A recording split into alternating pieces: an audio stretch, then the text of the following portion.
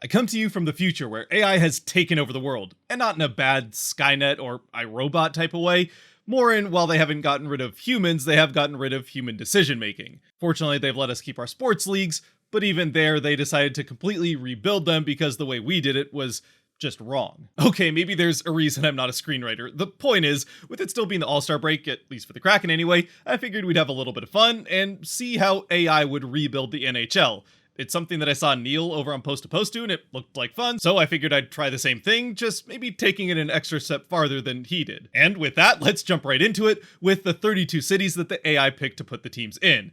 And yes, obviously we're not in the distant future since it is just 32 teams, with the NHL already flirting with going past that in reality, but at least for now anyway, we do have a 32 team NHL, so I went to ChatGPT and asked it if it were to rebuild the NHL, which 32 cities it would put a team in. And I really didn't give it many other guidelines. I told it to just put one team in each city because although places like New York or the greater LA area probably could support more than one team and currently do, it seemed like more fun to spread things out a little bit. Again though, other than that, I really didn't give it much else to go off of, and it still did a pretty good job of balancing things like market size, history of hockey in the region, existing fan base, potential for growth of a new fan base and league as a whole, and proximity to other teams to try to spread things out geographically. And that's how I ended up with this list, which as you'll see is mostly teams that have current NHL teams: New York, LA, Toronto, Chicago, Montreal, Boston, Vancouver, Detroit, Philadelphia, Calgary, Dallas, Edmonton, DC, Minneapolis, and Denver, which would be Minnesota and Colorado, obviously,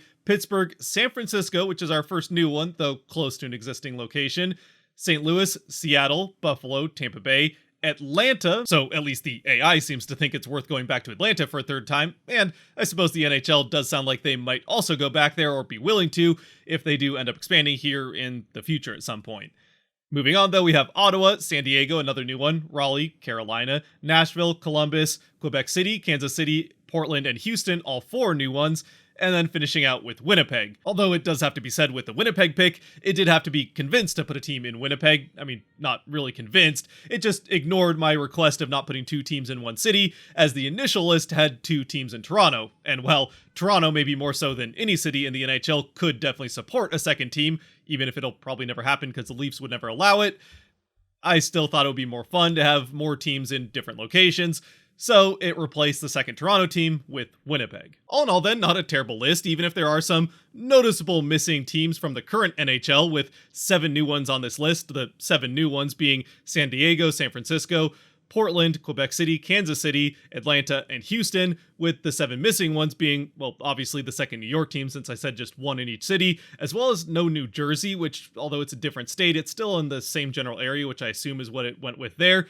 We're also missing Anaheim in the greater LA area, as well as Florida, which, I mean, it could have gone probably with Miami, not Sunrise, I would imagine. Either way, just the one team in the state of Florida in Tampa Bay, but then also missing San Jose, which it kind of replaced with San Francisco, Arizona, and Las Vegas. Those last two definitely surprised me a bit, with Las Vegas having the success that it has and really grown hockey huge out there in the desert, and Arizona just based on purely the market size that is there, if the Coyotes could ever figure out how to get an ownership that knows what it's doing, like paying rent, for example. But again, there's nothing I can do about it. It's the AI's decision, so we move on to the next step, which is naming our 32 teams. Now, here I did give it a couple of extra guidelines just to make sure that we actually got some decent team names, and it was just things like taking into consideration the history and culture of the city and region that the teams were in, as well as taking into account potential branding options, which I'm not really sure how much it thought about that with some of these names.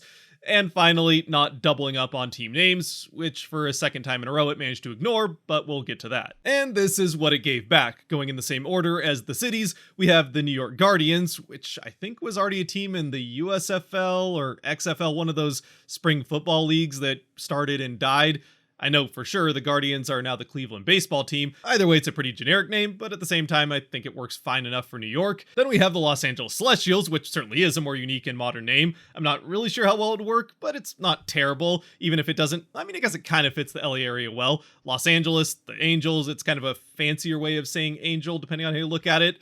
Plus, it's better than the Los Angeles Astrologies with how many people buy into that down there, so yeah, I guess all in all, it's not a terrible name. Up next then is the Toronto Tundra, which, it has to be said, to me kind of feels like it was forced in there for the alliteration. It is a wintry name, and Toronto's in the country up north, but at the same time, it's the southernmost major city from Canada. I mean, even Seattle is farther north technically than Toronto is, so I don't know how well Tundra fits. But again, not a terrible name. I just might have gone with more like Edmonton for the Tundra or something like that. Then there's the Chicago Blue Shirts, which I don't really know what to say about this one. I don't know how it fits Chicago specifically. It's a pretty generic name. I suppose it is the type of name you might have seen from a league back in the early 1900s or late 1800s. So in that way, it fits Chicago in that it's one of the original 6 teams. It is also one that we'll be getting to a little bit more later when we get to the logos, as, well, things get a bit confusing with the Blue Shirts. Anyway, moving on. Up next is the Montreal Voyageurs. Again, I don't know what Voyageurs has to do with Montreal. It's not a seaside city. I suppose it's close enough. You're on the river and they can get to the sea from the river. Either way, Voyageurs didn't make a ton of sense to me, but it's not a terrible name. Just Montreal is kind of a weird choice for it. However, with the next one in the Boston Revolution, this is one that does fit the city pretty well, obviously with the Boston Tea Party kind of helping set off the whole revolution of the United States. Yeah, that's a pretty good name and definitely fits the city of Boston pretty well. Obviously, the Bruins aren't going anywhere or changing their name anytime soon, but if they were to have another team in Boston, this wouldn't be a terrible name, at least in my opinion anyway.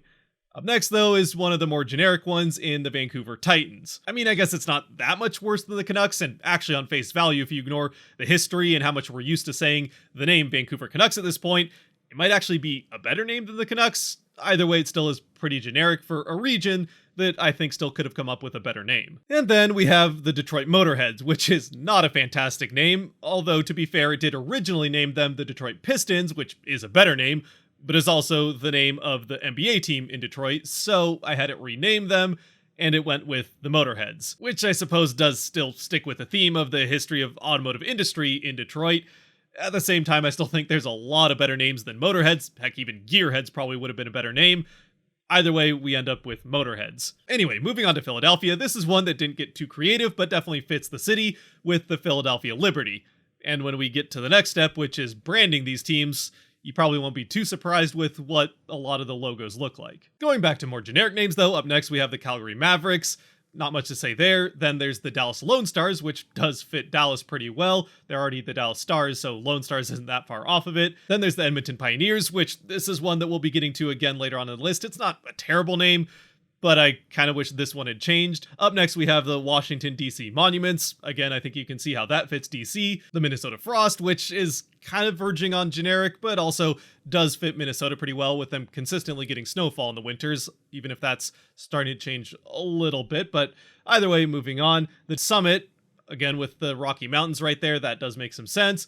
The Pittsburgh Steelhawks, sticking with the Steel City and that whole theme. San Francisco Bay Storm, which this one, I'm sure there's storms in San Francisco Bay. It was one of the weaker names to me of the group. The St. Louis Archers, which I thought was kind of cool. You got the St. Louis Arch, they're the Archers. It's kind of a fun name there and play on different words. Maybe even a little bit of a pun. I don't know. Either way, I kind of liked that name. The Seattle Emeralds, which does fit for the Emerald City. At the same time, it offers some challenges when it comes to branding, which we'll see here in a little bit. It still is a name that was considered and potentially on the shortlist when it came to the NHL team picking a name. Eventually, it probably came down to the Kraken and Steelheads, but Emeralds was right there with Totems and Metropolitans for fan favorites and ones that I think they probably at least ran through the branding process to see what potential different ideas they could come up with. And actually, you know what? I will, if I can dig it up, show some of the images of at least the fan-generated ideas for branding of a Seattle Emeralds team from back when we didn't know what the name of Seattle's NHL team was going to be. And I gotta say, most of them are better than what the AI came up with. Either way, we'll do that when we get to the logos. Getting back to the list though, up next we have the Buffalo Blizzard, which aside from the alliteration, and actually I suppose alliteration can make a name sound even better if it's a good name, it can make it sound even stupider if it's a bad one, but here I think the Blizzard is a good name for a Buffalo team. Obviously it fits current events in Buffalo pretty well with that huge blizzard that hit there and pushed back that playoff game in the NFL, as well as moved around some flights and made travel harder for the Sabres. And obviously that's not the first or last likely blizzard that Buffalo will see, so I'd say a pretty good name for a Buffalo team. Then there's the Tampa Bay Thunder, not that far off the Tampa Bay Lightning, so yeah, pointing out that the Lightning picked a pretty good name for their team. The Atlanta Phoenix, which probably would have been an issue had Arizona or Phoenix also had a team on this list. Fortunately, we dodged that bullet.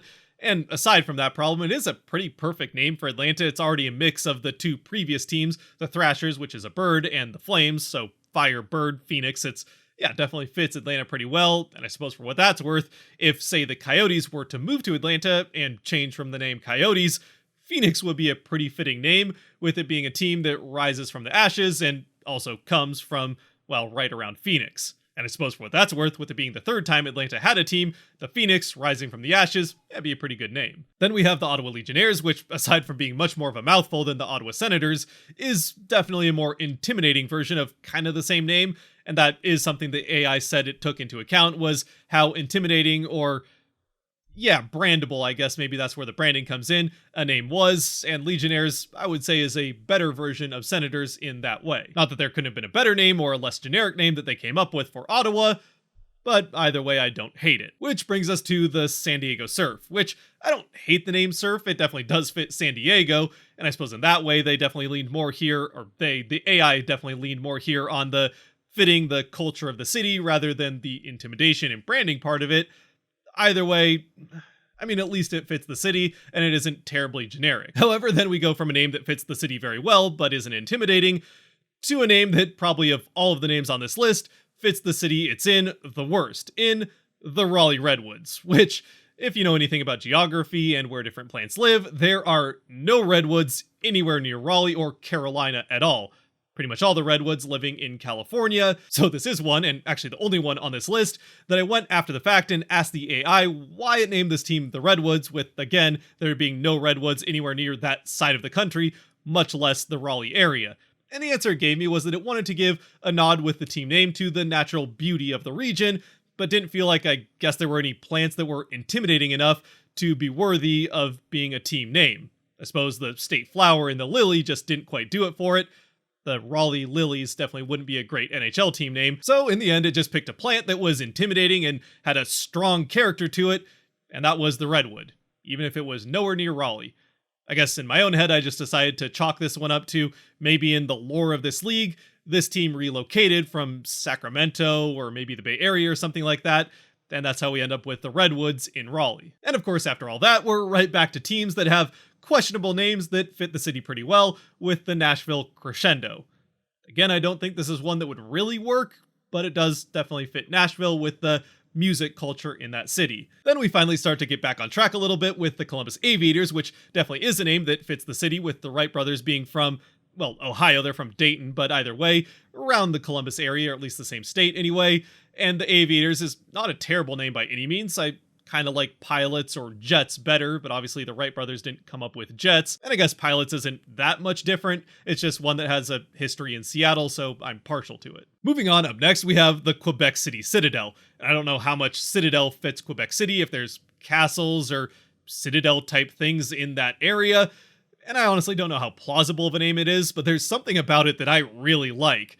Certainly part of it is just the imagery of castles, which to me are awesome, and we'll see some of that in the logos when we get to that. But again, even if it is a name that I like quite a bit, I just don't know how plausible it is for a professional sports league team name, which is kind of the opposite situation of the next team in the Kansas City Renegades, which is a name that we've seen before. The Renegades, that is, not Kansas City Renegades necessarily. There was a USFL or XFL teams, those all run together for me. One of those two. There was one of those spring league football teams that was already the Renegades. And I think there might be a lacrosse league team that's the Renegades. Either way, it's a team name that we have seen before. It's pretty generic, and just one that, for whatever reason, I've never been a big fan of. Maybe part of it is because it really lends itself to a black and red color scheme that is my least favorite in all of sports.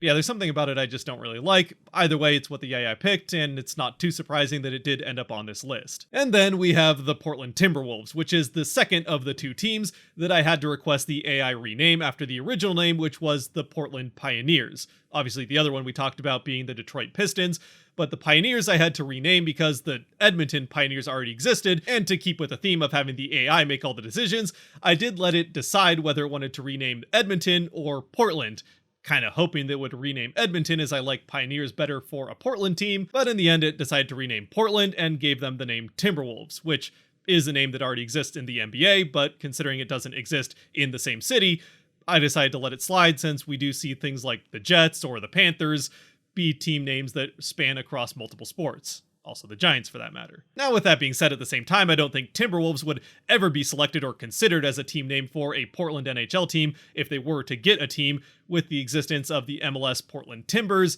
But since it was at least somewhat different than the existing team, I didn't have them change it like I did with the Pistons, which was exactly the same team name and city, as Detroit Pistons already exist with the NBA. Anyway, we can move on to the last two teams, starting with another name that's not new to us in the Houston Hurricanes. Now, obviously, Houston is new, but the Hurricanes is not a new thing, as we already have the Carolina Hurricanes in the NHL, so maybe this is a future where the Hurricanes relocated to Houston. I mean, Houston is likely to get a team by relocation or expansion probably in the next 10, 15, 20 years or something like that. And as we know, Houston does get Hurricanes. Plus, again, it's alliteration with a good team name that works, so we like that. Even if when we get to the logos, as you'll see, the AI had some issues coming up with how to work around this one. Anyway, we finally finished things off with the last team in the Winnipeg Northern Lights, which, it has to be said, is a bit of a mouthful, and that probably would be a problem, make this less realistic for a team to actually be named that. At the same time, it does fit Winnipeg pretty well, at least to me anyway. I don't know if Winnipeg gets the Northern Lights, but it is the true north, as they like to say. It's definitely the city that likes to lean into the whole whiteout and winter theme more than anyone else, so Northern Lights seems to fit pretty well. And it's a name that I like a lot, or at least I like the idea of it a lot. The Northern Lights are very cool, and yeah, I don't know.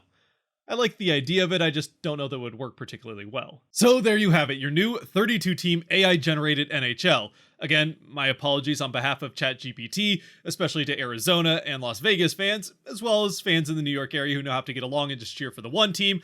Florida, same case, as now everyone has to cheer for Tampa Bay, or another team I suppose, and San Jose and Anaheim, who have their teams move short distances, but still would be much longer drives. And at least for now, that is where we're going to call it for this one. Originally, I had intended to do these all as one video. This one, the cities and team names, as well as logos and jerseys, but it's become pretty obvious that this is going to be a marathon of a video if I did include it all as one. So for the sake of time, I'm going to split it up into this one, a video about the logos coming up, we'll say tomorrow, and then one about the jerseys shortly after that.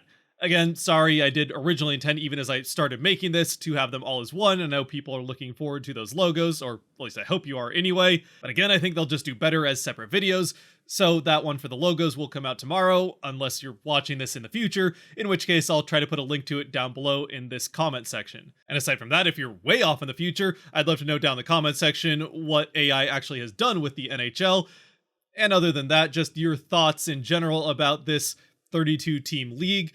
What teams you liked the names of, what teams you didn't like the names of, what cities you're excited to see back or new into the NHL, and obviously the ones that are bummers to have leave. With that though, if you have made it to this point, thank you very much for joining. If you did like or enjoy this video, which if you made it to this point, I imagine you would in some way, there are buttons for that kind of stuff down below that help support the channel. Like and subscribe, of course, I'd appreciate you using them. And until next time, for the logos, stay safe out there, be good to each other, God bless, and go Kraken, or Emeralds, I guess.